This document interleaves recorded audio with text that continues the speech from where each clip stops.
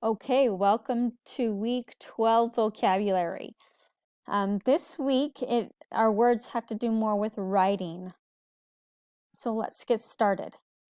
This first word is authentic. Even though it's an A sound, because it has an AU, we pronounce it as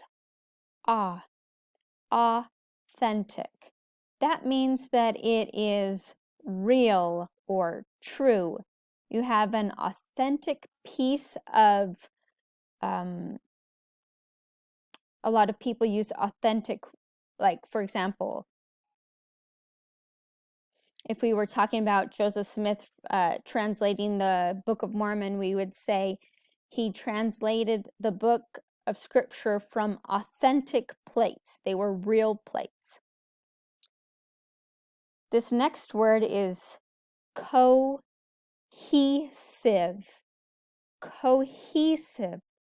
It means that our writing flows. It begins and then it ends. So it just is kind of like a straight flow of a water or a straight line. It just makes sense. Forecast is the next. Forecast. This has two different meanings. The meaning that I'm sure the course is not using is for weather. They will say the forecast for today, Tuesday, is sunny.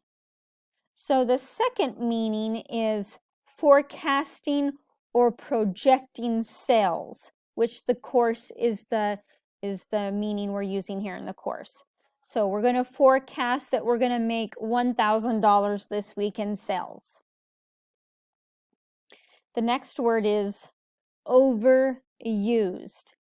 And if we break this word up, over and used, it means that we're using it too much.